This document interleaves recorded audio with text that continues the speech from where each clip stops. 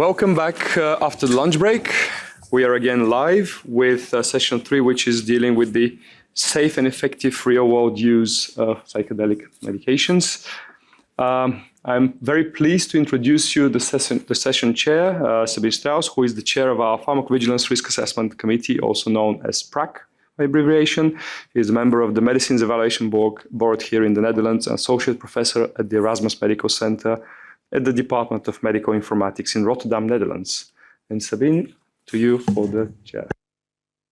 Thank you so much. You and Bruno put the bar quite high, so we hope we can continue. But what is very good for me is that we have these distinguished speakers. It's a bit of a different layout because we will have several speakers, and then after that, a possibility to discuss. So no panel, but the speakers.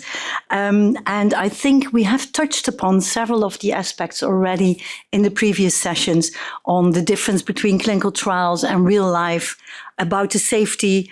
And I think that's what we are going to dive into a bit more now. So hopefully you will enjoy this session too. I think I won't talk too long because we have these speakers, and I know that if experts have the possibility to explain their passion, it might take a bit long. And I'm not the most excellent one in keeping time. So Pavel is here, hopefully, to help me and look at that. So without further ado, unfortunately, Eva also was not possible to join us, but I would like to hand over to the next speaker, Eva Balkowicz-Iskra. She is an associate professor with habilitation and head of the Laboratory of Pain Neuropharmacology at the Department of Experimental and Clinical Pharmacology, the Medical University of Warsaw, Poland. And she is also vice chair of the CNS Working Party. And I know also many more activities that she employs.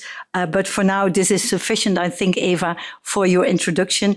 And you will talk to us about the safety and efficacy considerations for potential approval. Thank you. Over to you, please, Eva. Good afternoon. Thank you very much for the invitation, and thank you very much for this warm introduction. And apologies for not joining the meeting in person due to transportation issues. Please go to the next slide. I do not declare any conflict of interest, and all the views I expressed today are more personal views and should not be perceived as a view of the Polish NCA or the EMA. The overall number of the publications published regarding the psychedelic therapies used has been increasing through the last years, which very nicely reflect the increase in the overall interest in the use of the psychedelic therapies in medicine. Please go to the next slide. So far, the psychedelic medicines have been evaluated for the treatment of generally nervous system disorders, including major depressive disorder, treatment-resistant depression, anxiety, but also PTSD, substance use disorders, but also migraine and cluster headaches. However, when we look at these studies, although the overall number of the studies is quite substantial, the most of the studies are of a very limited size and have been conducted in a highly selected population with a percentage of pre-screened to randomized subjects quite low, in some studies even below 10%. Moreover, the doses used in the available studies were very different and not very well justified. Moreover, the PK variability, which has also been described in the studies, severely affect interpretation of the available data. And finally, most of the studies were conducted as an open label studies, non-randomized studies. Please go to the next slide. However, there are several published randomized clinical trials which evaluated efficacy and safety of psychedelics in the treatment of obsessive-compulsive disorder, cancer-related anxiety disorders, major depressive disorder, including treatment-resistant major depressive disorder, and alcohol use disorder. Please go to the next slide. However, even in this randomized studies, several limitations have been identified, and these limitations included limitations related to the randomization process, deviations from the intended intervention, not appropriate handling of missing outcome data, some limitations regarding to the measurement of the outcome, and finally, reporting only of the selected results, not all of the results produced in this studies. Yeah, so the overall limitations regarding all of the available studies include the lack, in a majority of the studies, the lack of the control group, and what is related to that, limitations regarding to the assessment of the placebo effect. Moreover, in most of the studies, the study population was not very precisely or well defined. Inclusion and exclusion criteria were not very clear with respect to the age, comorbidities, but also concomitant medications taken by the study participants, also severity of the disease, and prior response to authorized treatment, which is especially important when we want to define a treatment-resistant population. And moreover, prior experiences with psychedelics in the treatment population was not always clear in the available studies. Moreover, there are also limitations regarding the statistical analysis or a complete lack of statistical analysis plan. So there was no justification for the sample size. Handling of the missing data was not very clear in many of the available studies. Furthermore, outcomes, endpoints were not also defined, especially the primary and secondary outcomes or the time of the primary analysis were also not pre-specified in the study protocols. And finally, many studies lacked the long-term efficacy data. One separate issue which also requires some attention is a breaking blind issue. We have already touched upon that in this workshop. However, this appears to be a huge problem, and in some studies, in psilocybin trials, as summarized in one of the publications published in 2022, the failure of the masking was estimated at 95%. Next slide, please.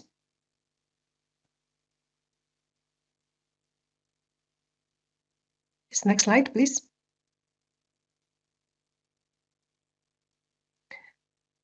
Okay, yeah. So when we would like to summarize the safety data available, generally the most popularly and most frequently reported adverse events were moderate increases in blood pressure, heart rate, anxiety, nausea, and headache. Moreover, also serious adverse events, including acute delusions or anxiety, have been reported. However, it should be also recognized that safety and tolerability has been reported to be very dependent based on the dose and route of the administration. And as I mentioned before, this small safety database is also a problem, not only with respect to the assessment of the efficacy, but also with respect to the safety. And please go to the next slide. Thank you. So not only acute, but also subacute and serious adverse events have been reported during the studies, and it is worth mentioning that serious adverse events included suicidal ideation and suicidal behavior in subjects included in the studies. And next slide, please. Yeah, so from the regulatory point of view, what are the main important safety considerations regarding conduct of the studies to address safety of psychedelics? So first of all, safety should be evaluated systematically in the studies. Moreover, all the adverse events should be reported, not only selected, but all the adverse events should be reported. In case when the special population of patients, such as elderly patients or patients with liver or renal impairment, are planned to be also included in the target population, safety in these special groups should also be carefully addressed in the studies. With respect to the study protocol, evaluation of safety or adverse events should be included as a secondary endpoint and should be pre-specified in the study protocol. Adverse events of special interest, here it probably would be psychotic episodes or suicidality, should also be separately addressed in the studies. And also specific considerations relevant to the target population, because as we discussed, different indications are considered for psychedelics, should be also considered and included. And finally, the long-term safety data, including safety after repeated use, should be addressed in the studies. And please go to the next slide. So when we would like to conclude on efficacy and safety, so psychedelics can be considered promising products for the treatment of mental disorders. However, large multicenter, well-designed and properly conducted studies in representative population of patients are needed to substantiate the efficacy and safety in a well-defined target population of patients. We discussed today about the guidelines and availability of guidelines. So generally, guidelines recommendations should always be followed when in the development of the medicinal product intended to be approved. However, in case or when there are some uncertainties related to the development program, the researcher groups and developers are invited to seek scientific advice to discuss in detail the planned development program. And generally, the earlier in the development the advice is required is better, and the scientific advice can be required with respect to the quality, non-clinical and clinical issues. And one additional possibility and one additional option to discuss or facilitate interactions with regulators is also a PRIME designation, PRIME scheme, which is intended to facilitate interactions, but also to clarify some issues regarding development program for products which are intended to be used in a patients population where unmet medical need can be identified, and for the products for which promising preliminary data are already available. And please go to the next slide. I think it will be my next slide. Yes. So thank you very much for your attention. Thank you.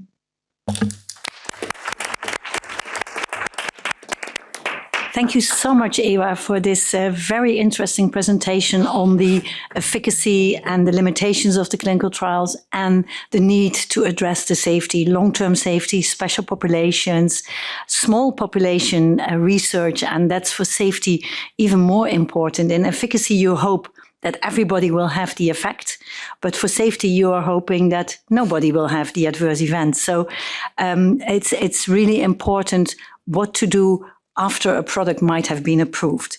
So with that, I think we defer the questions to the session after the break. We can go to the next speaker. The next speaker is Maria Beckman, adjunct lecturer and senior researcher at the Center for Psychiatry Research, Department of Clinical Neuroscience in the Karolinska Institute in Sweden. And you will present to us the set and setting research, potential implications for future approval. And it's been fascinating to hear about that, because that's totally new to me, that the set and the settings are so relevant for the outcome of the research. But so please, over to you. Thank you. Thank you for having me. So my name is Maria Beckman, and as you heard, I'm from Karolinska Institutet in Sweden, and I have no conflict of interest to declare.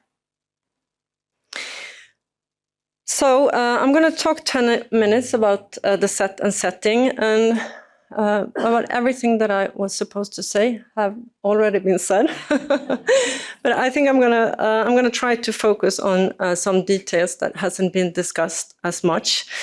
But I'm going to talk about why and how. I'm going to touch on psychotherapy research, terminology, and I'm also going to give you some examples from clinical trials with psilocybin so far, with a conclusion that you can't really say anything about this component, the set and setting component, based on those trials due to the design of these studies and the variation of the component, and also that the component has not been properly described.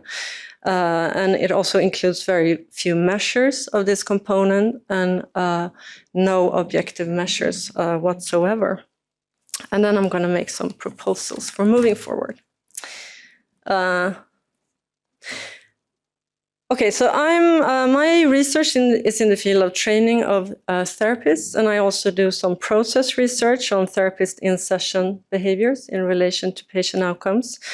And I currently work with that in 3 clinical trials in this area. And I also started a Nordic network with a specific focus on this psychotherapeutic component, together with Dea Sigard Stenbeck, among others, but who I've been also working with in these some of these trials. Here we go. And this is actually some pictures from her settings in Denmark. So why then, as had already been said, we want to make sure that our patients are safe and secure, as in all healthcare. We also want to avoid discomfort as far as possible, also as in all other healthcare. But we think about this a little bit differently in these treatments, because we think the experience, the full experience, including these difficult experience, could be meaningful for these patients and also possibly could affect outcome. All right, so we want to make sure that our patients are safe and secure, and for that we have safe environment, and we also monitor them closely.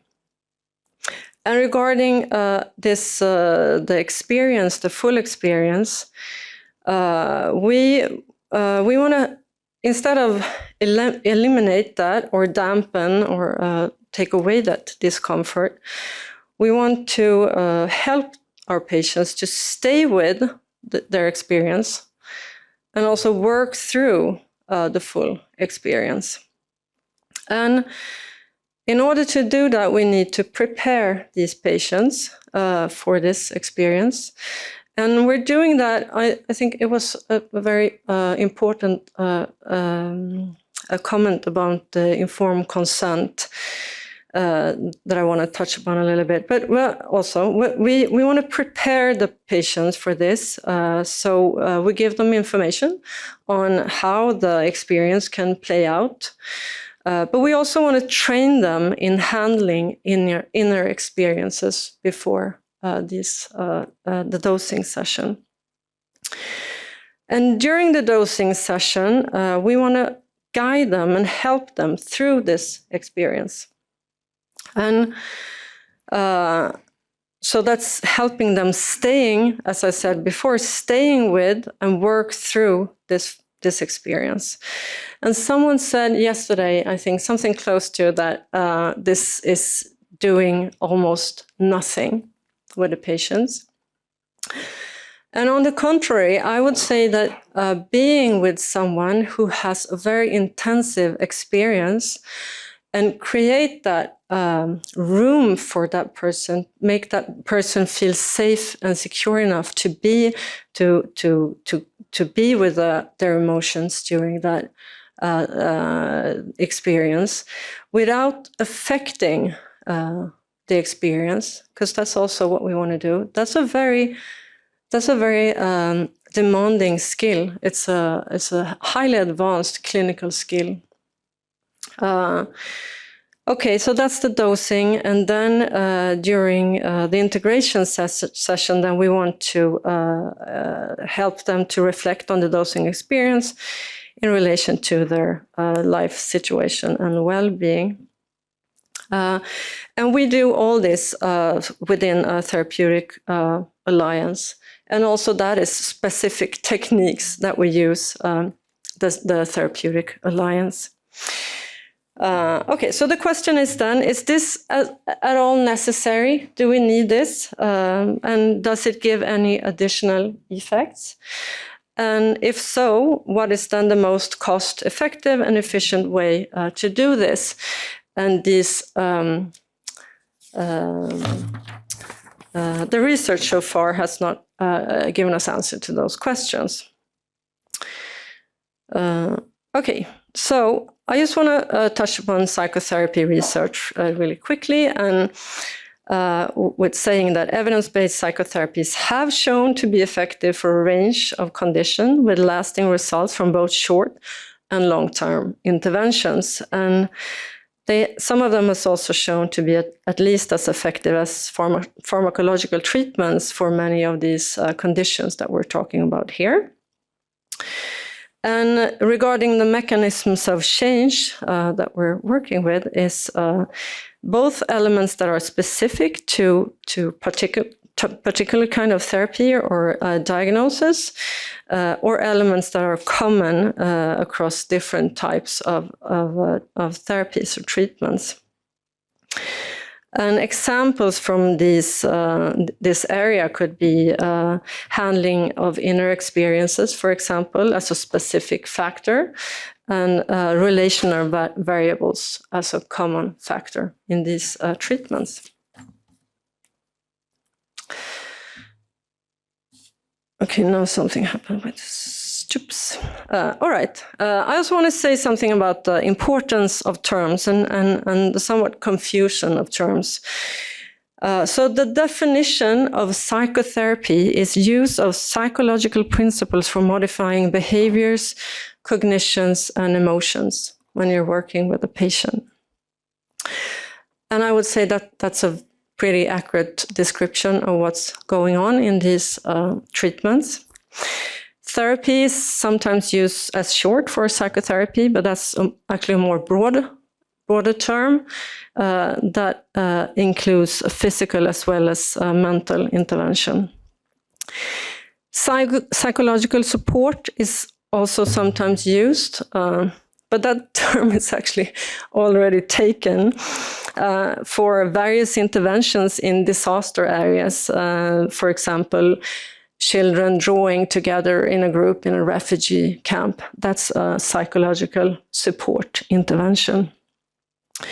Basic support is also used. I don't really know what that means. To me, that's a pretty vague term. Set and setting is also used. And that's a term that includes both the psychotherapy part and the customized environment that we also often used or are used in these treatments due to the heightened sensitivity of the patients. So that's in regard to the set and setting or the psychotherapeutic component, and same confusion regarding the terms of the whole treatment. And in relation to this, I want to say that in my field, the debate regarding psychology versus psychotherapy has been going on for a long time, and I don't think that's a fruitful way for us to move forward. And I would say that evidence-based psychological treatments is the often used term for treatments in the psychiatric field now. And I think that that's a more feasible way to go forward, psychedelic treatments or psilocybin treatments, if you ask me. I don't think that we're going to reach a consensus regarding these terms now, but I think a proper definition would be really helpful. Yeah, okay, so this is an overview of the setting component in clinical trials with psilocybin up to 2024. It's a pretty dense slide, and you can hopefully look at it in detail when you get the slides if you want to.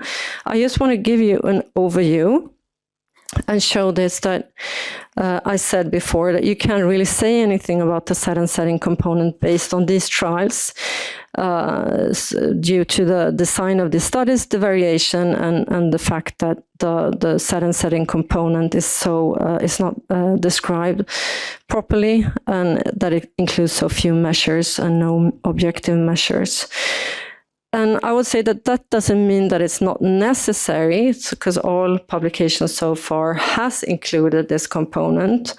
But the only conclusion you can draw from the research so far is that you need to do something, but it's not clear exactly what.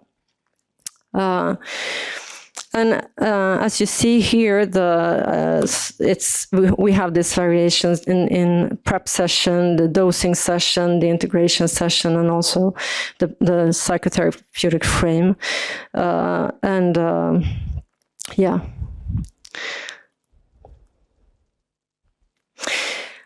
So moving forward from this, I can just say the same thing as everyone else has said. We need to do more research in this area. I think the most important thing right now is to clear out if this set and setting component is necessary at all, and if it gives any additional effect. And as I said before, the most cost-effective and efficient way to do it. And in that, I would say you start measuring, as a lot of us have said before, like to try to find a minimal model of this, and just measure those behaviors. That would be a big step forward. Thank you. Thank you so much for nicely setting out the set and settings. And I think, to me at least, it seems really very important in this context. And I think there will be quite some questions later on. Thank you so much. And then we can go to the next speaker, which is Robert Schroeves, Head of the Department of Psychiatry at the University Medical Center in Groningen, the Netherlands. And you will talk to us about the clinical experience learned from approved esketamine and potential implications for other psychedelics. So please, over to you. Thank you. Thank you very much, Madam Chair. I think the title was the title from the next speaker, but we have the same interest. Never mind.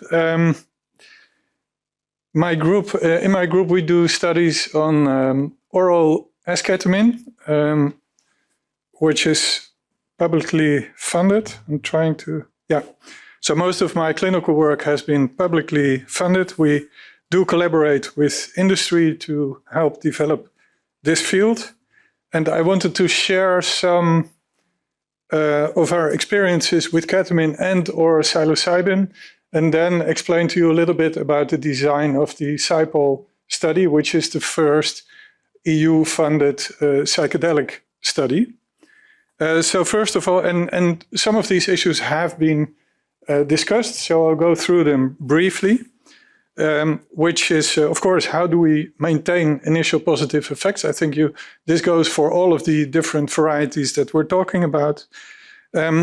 Another practical issue, these are often severely affected patients who are not on single something. So are we able to combine with other medication, also if they're physically ill? How about comorbidities? We all know that the DSM or the ICD-10 is sort of an abstraction of real-life patients with all of their different problems and personal environment, personal history, etc. And it's also puzzling that psychedelics seem to work across diagnosis, and why is that? So all of that you encounter whatever you do in psychiatry.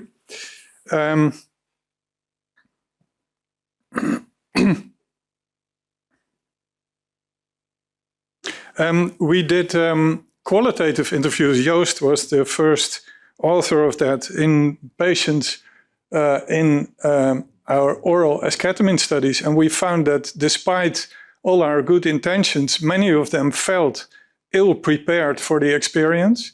And we have now adapted the way we use esketamine in a much more supportive way than just giving the patient the drug in a quiet room and then hope that everything gets well. We think that's under-treating people. And we did the same in patients participating in psilocybin trials. And there we found that also for them, the experience was quite unexpected, despite, well, not for everybody, but for many of them. And also psychedelic naive patients, some of them told us that the maximum dose at the first time might be a bit stressing it. So, and all of the things we learned, we tried to feed into the trial that I'm going to talk to you about. Another thing that came across these days repeatedly is have adverse events been measured in earlier studies? There's a lot of optimism about hardly finding any adverse events, but you only find them if you systematically ask for them and use lists to do so. And the literature, the recent literature has done so, luckily, but the earlier literature definitely has not always done that. And apart from that, there's always, of course, the complexity of what is an adverse event, especially in this context. So we need better instruments, we need more consensus. This has also been discussed. So the hundreds of patients who have been participating in psychedelic trials worldwide must be selection. I think the first speaker of this session also said that. And how are these treatments going to perform in patients who are not so easily verbalizing complex emotions, or who have early life traumatization, or all kinds of comorbidities, which is probably the garden variety patients that we see in psychiatry.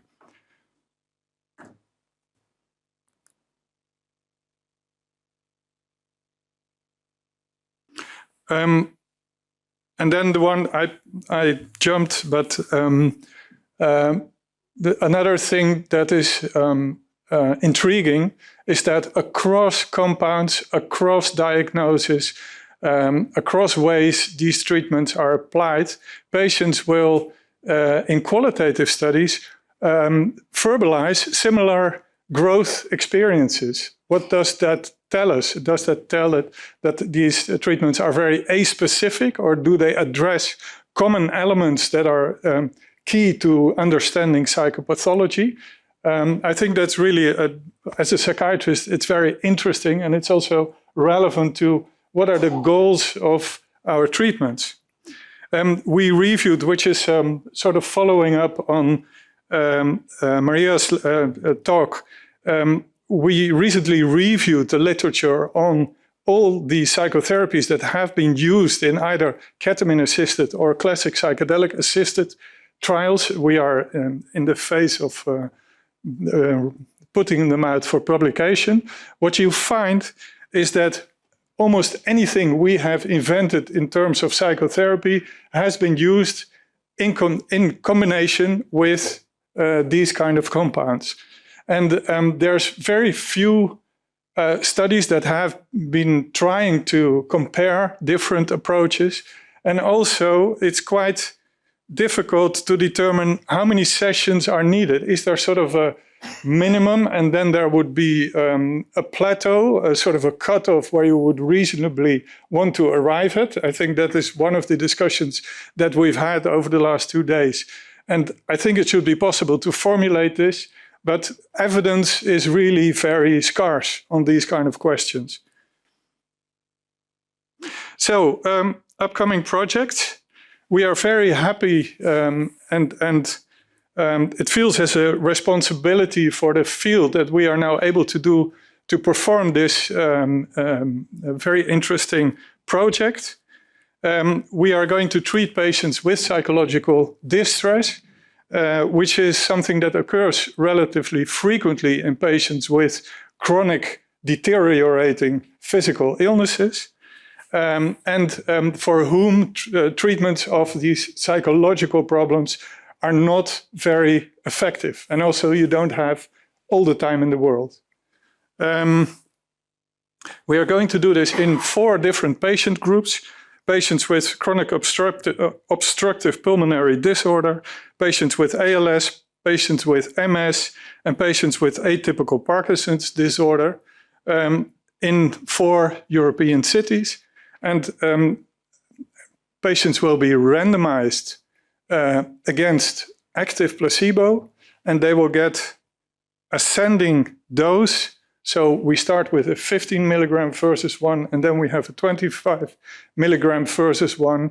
And the package around it, the psychotherapy / support package around it, is what we think is reasonable given where we stand. So this, we hope, is adequate patient care while not overdoing it, because it also has to remain practical. So the key elements from SAIPO, which in relation to my earlier points, all patients receive psilocybin. So the 1 in 3 who gets placebo in phase 1 is able to get psilocybin in phase 2. I think for ethical and also for practical and study reasons, I think that's very important. We do ascending dose. I gave the reasons for that. We will deliver a therapy manual and a standardized training module, which will be open for others in the field to use and share under certain circumstances. So that is toward standardization broader in the field. We will use mixed methods because we found that explorative research in this field is crucially important to learn. We will also explore whether our inclusion criterion, which is MDD, how that relates to demoralization, end-of-life distress, death anxiety, all phenomena that have been proposed to cover the psychological problems in palliative care. So we will measure all that and see how they react. But we think, especially for regulatory reasons, it's very important to have a standard that we already know for medication. We do this treatment in patients with different physical disorders, and we hope to be able to target the psychological elements, but it gives us the possibility to see whether they would work differently across different patient groups. We specifically look at combinations with other medication. These are not drug-naive patients. They use all kinds of medication. Almost there, thank you. And we will provide continued care and an impressive package of PPI going with it. So we will not start after phase 1, but phase 2 follow-up support in all different ways is a key element of this proposal. In the Netherlands, briefly 1 minute, we try to influence the agenda of our colleagues and also of politics. So we wrote a theme issue for our National Psychiatry Journal. We wrote a draft of a research program with all the knowledge gaps that we see in the field and how these could be addressed. And the Dutch government is now willing to think of funding parts of this, which we are quite happy about. And we offered it to our former minister. The next government is still an unanswered question, but the former still in charge government was quite open to thinking about this. And we are working on building a national network of providers, researchers, industry to address these knowledge gaps. And we would like to do this also on a European scale. And I think the current meeting is a great occasion to continue working on that and set a joint agenda and joint standards. Thank you very much.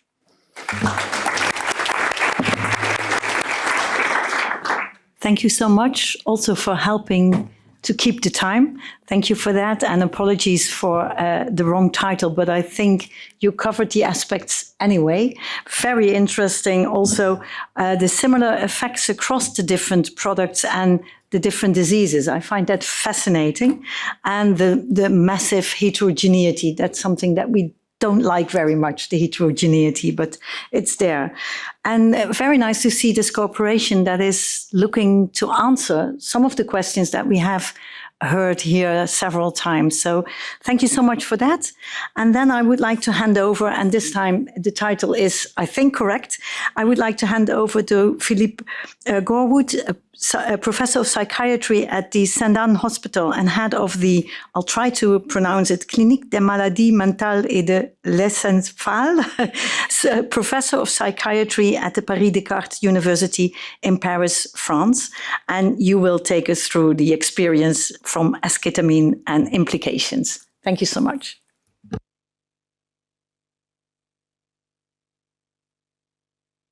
That's helpful, definitely. Thank you very much. And the pronunciation was nearly perfect, so congrats for that. But mainly congrats for organizing this type of meeting, because I think it's really a need there, where we would like that everybody is not only assessing and merging the concepts and the science, but try to build something, which is definitely a challenge for many aspects. So I would like to use this experience on esketamine to show some of these aspects that are so important for us. These are my own conflict of interest. The first part of my talk will be a little bit academic, sorry for that. But for me, the main message is don't forget the need. There's so much need for the patient and for clinicians to deal aspects with which we are absolutely frustrated. And if we see new venues, because definitely psychedelics offer that, we really think we can something which we should not stop, and especially we should speed up the process of getting them available. That's very quickly some of the aspects of what does that mean having TRD. Yes, you are suffering. Yes, you are depressed. But we shouldn't forget that there's a lot of aspects that get some financial implications, well-being, quality of life, how much you are working, how much you get to our hospital, and then with a more and more requests to care, which is more difficult to cope with because there are too many requests. So it's not only a question of offering new opportunities for treatment, it's dealing with day-to-day problems at hospital and for the life of the patients. That's definitely not a large science slide with 3 arrows, 3 numbers, so it's a very simplistic one, but I tried here just to remember what we know from the science having any impact on how we treat patients with depressive disorder. We have now fantastic evidence that the more you wait before treating your patient, the chances to get better decrease with time, and the patients getting a longer episode has poorer treatment response. That's also true for the quality of how much patients have treatment response, and then on the long term, you have to deal with these patients for which you want to prevent a new episode. All of it now is more or less understood throughout the point that depressive episodes are neurotoxic for the brain. And this neurotoxicity needs, of course, some treatment. The patients have different type of opportunities. We have now this chance to get ketamine and esketamine not so far away, but the aspect is, for once, the treatment response is not only high, it's also a kinetic of response. We have a new venue there for more active, more quickly response.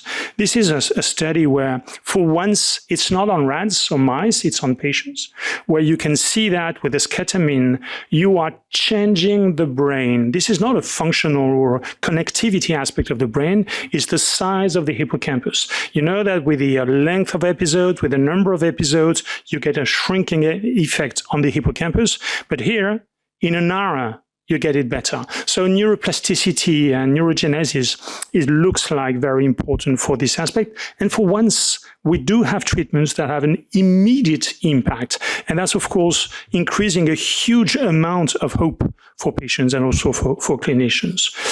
This is one of the studies with Spravato. That's a new study where it compared with another antidepressant, a phase-to-phase study with a quetiapine. So the endpoint was at 8 weeks. And yes, it was significantly better. So it was good news for Spravato. It has good efficacy. But I would like to point out the point that this kind of benefit, it's not good after 8 weeks. It goes very, very quickly. And that just is not only a comfort and feeling better quicker, in a quicker way, which is appreciated. It means that how are the patients going to conceptualize the impact of a treatment for which you're going to have very quickly all the benefit. Don't forget that our gold standard now is SSRIs, for which you have 4 weeks of side effects with nearly no benefit. I mean, at least for the first 2 weeks. And as you have more benefit quicker, we hope it might have a very important impact on how patients appreciate it. Yes, esketamine has a lot of side effects, and that's the case also with the psychedelics. Either it's side effects or core effects, that's another issue, but these effects are very important. I would say that they are nearly systematic. They have to be properly monitored. That was repeated by each speaker for very good reasons. They are definitely important, and that's the only way to do and how to manage them, especially pushing for psychoeducation before experience. So we did a study on our sample. We have a very strange hospital with a modern young site director who said no problem with no limit with esketamine, although it's extremely expensive. And so we are able to treat 120 patients with esketamine in my own department, and we had another one at hospital who did exactly the same. And so we did cluster analysis on trajectories. And that means we gather points that how much patients are moving with time according to their depressive disorder.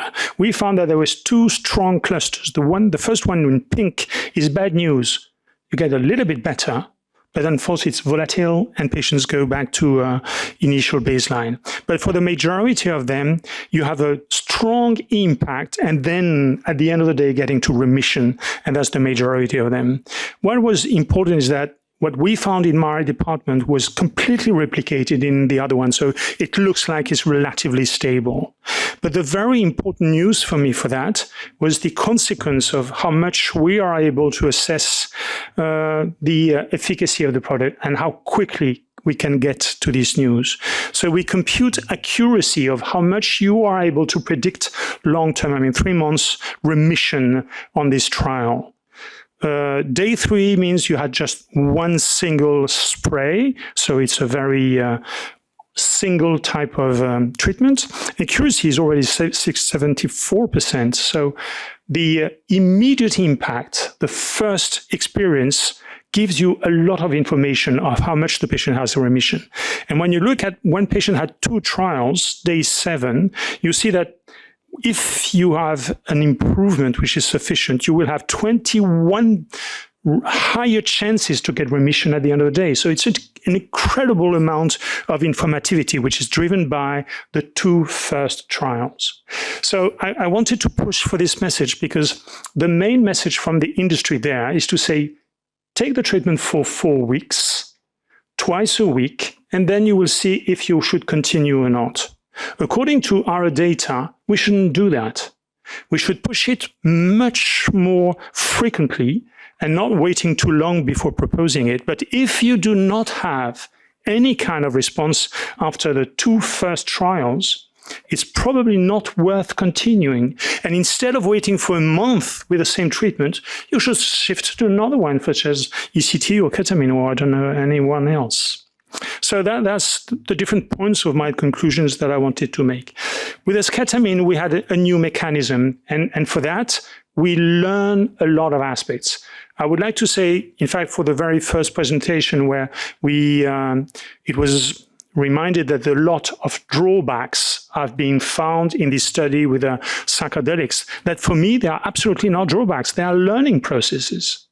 We are learning new aspect, new kinetic response, new type of experience with the drug. So it's just a learning process. And the only important aspects for me is that we do not delay the access to this treatment, but we continue learning with new data systematically.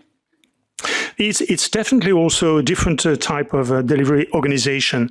Especially you saw all those very nice rooms with nice beds and coffins and curtains and musics, and that's great, but just getting the finance from hospital for that is not easy because it's a little bit atypical. The monitoring is so important also for especially side effects, but the long-term effects, we also say so, is a little bit undervalued. The cost is a major issue. Esketamine for me is definitely too expensive. The point is because the network in Paris said that they want to have a very limited access to esketamine which is not the case of my hospital. So we have a waiting list of 3 months for those patients with a TRD waiting for esketamine, and that's not fair for patients because they do not have the benefit of it, and that's of course a major problem. The second aspect is that the treatment given in the centers and with shorter delay of action are resolving one of the main outcomes that maybe was not mentioned today or yesterday, which is something we should never forget in psychiatry, which is just a point with poor compliance. We have statistics in France where 1 patient out of 2 stopped their treatment after 1 month of treatment, which is a huge amount of higher risk of relapses. And why is it so? Well, it completely makes sense. This treatment have no benefit after at least 2 weeks, and you have the side effects immediately. Once now that you have psychedelics and esketamine, these treatments have an immediate effect that you can feel better afterwards. And it resolves compliance because, in fact, the treatment is being given by treatment settings. So all of those are also a major step in how patients might benefit it. So for the many lessons learned, the need and benefit of specific settings, because it gets also hospital more human, which is definitely nice. The point is that we should then use it largely and quickly, which we are not doing so. And I just reminded for the last word, who are the patients we are treating in my department for TRD? Those patients, TRD should be 2 months, 2 treatments, and then you do have the definition of TRD. But those arriving in my department for treated by esketamine, they usually have in average 5 years of consecutive depression disorder, an average of 4 episodes in lifetime. And usually they had 1 or made sometimes 2 different treatments before we can treat them. And usually the clinician who refer the patient is the only one doing so. They don't refer it to other specialists in order to find new solutions. So there's a huge amount of progress we could do that. And to do that probably more efficiently, we need to have it more available. Thank you.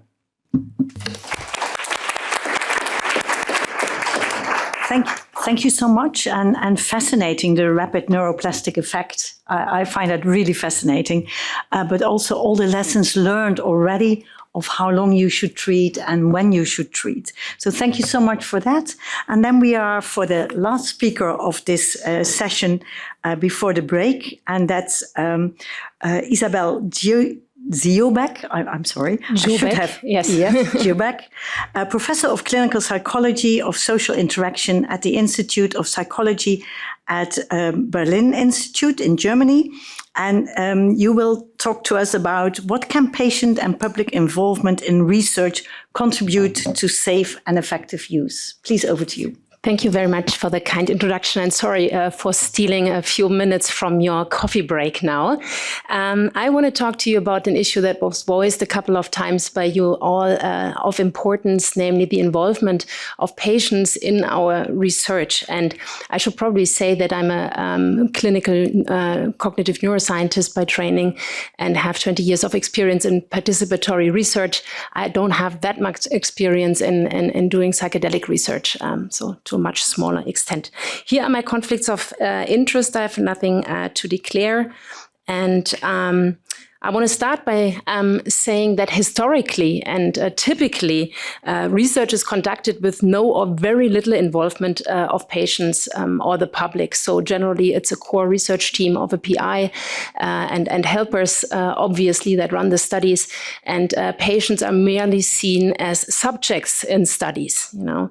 And this is, I think, and I'm trying to convince you of this in the next 10 minutes, a lost opportunity to really improve the quality and validity, and lastly also accountability of the research we are doing, because we are lacking perspectives that can be very, very valuable for our research. I brought you a little comic down there about, you know, the different perspectives that sometimes stakeholders and users, in this case our patients, have.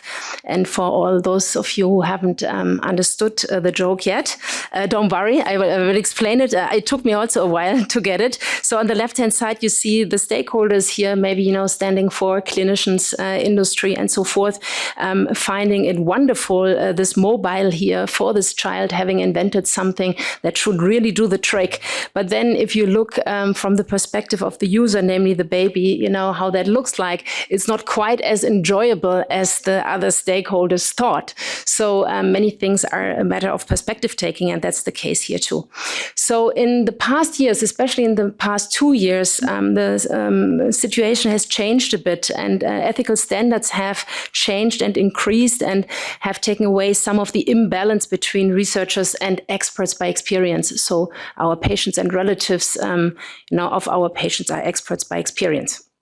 But let me take a step back and say a bit what patient and public involvement actually exactly is. So it is research that is done with or from people with lived experience and not just about or for them. Yeah, that means that study participation, I've just said it also, does not equal participatory research. And even qualitative research, if you do interviews and so forth, that doesn't equal participatory research. Where does participation start? Here on the right side, I brought you one of the typical stage models of participation. There you see that participation starts there at level 6, where at least some level of shared decision-making is involved. There's at least some degree of decision competency. Yeah, and so that is very little realized in mental health research internationally, and certainly also that's the case for psychedelic research, which I'm going to go into in a little while. So what are the reasons for patient and public involvement? Well, first and foremost, obviously, it's ethically and legally indicated.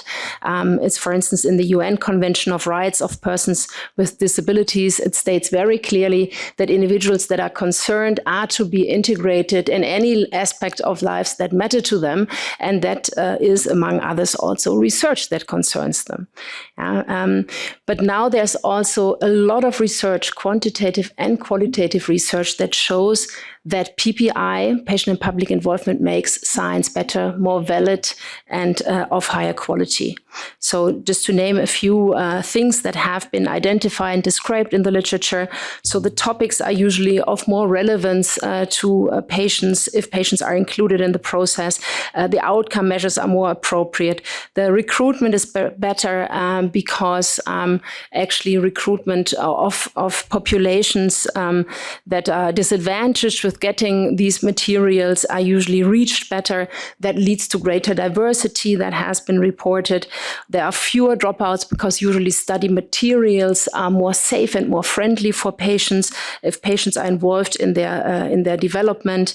Then that leads to lower costs as a result, and also the dissemination of results is more meaningful, at least for the communities in question.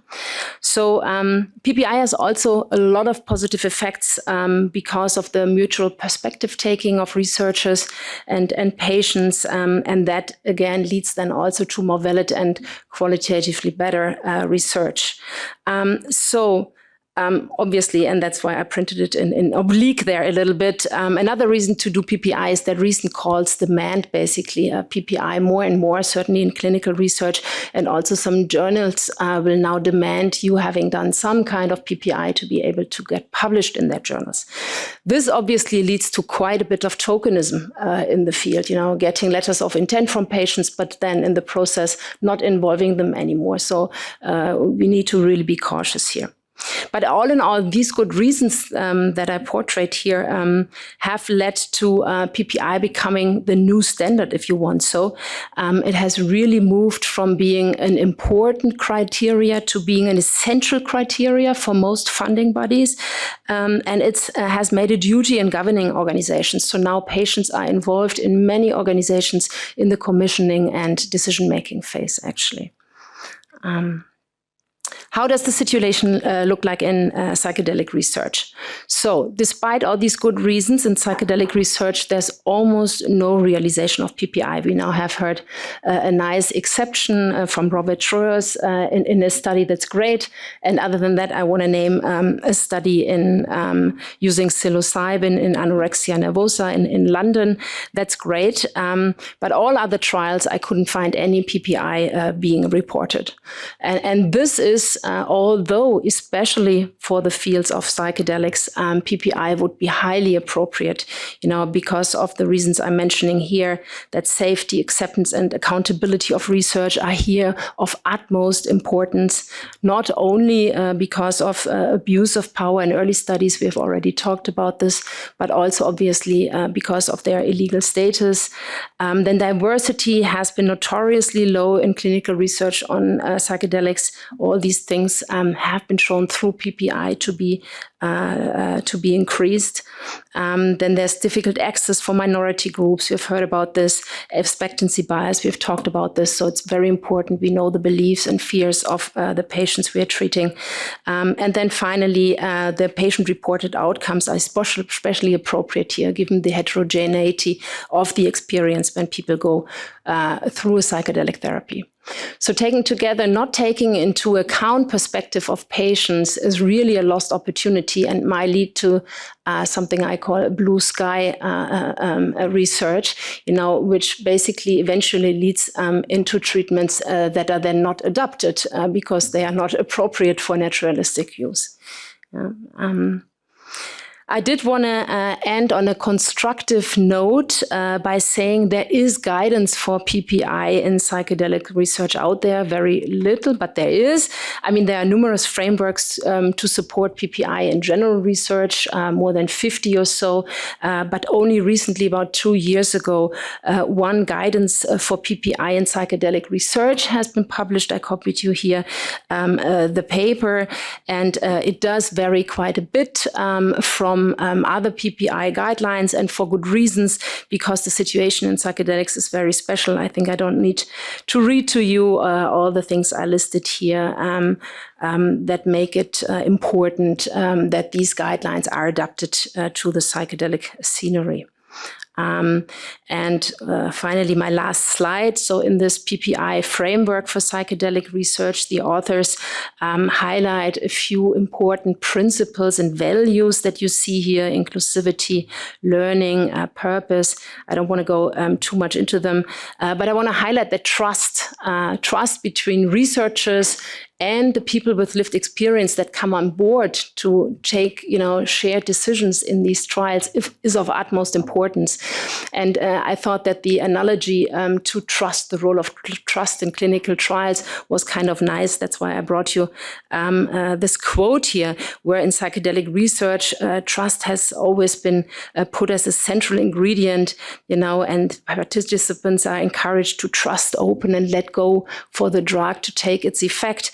But in the context of PPI, actually the responsibility lies with the researcher to be trustworthy rather than the participant to be trusting. And I think that's very true also from my experience doing PPI. So taken together, I hope I could convince you that PPI has to bring much on board, much on the table in terms of studies. And that's why advocacy groups such as the one that Ian Roulier has presented yesterday, the Psychedelic Participant Advocacy Network, I hope I said it right, is so important to not only listen to them, but to include these people into our trials with some kind of shared decision. I really think that will make the science better. And with that, I thank you very much for your attention.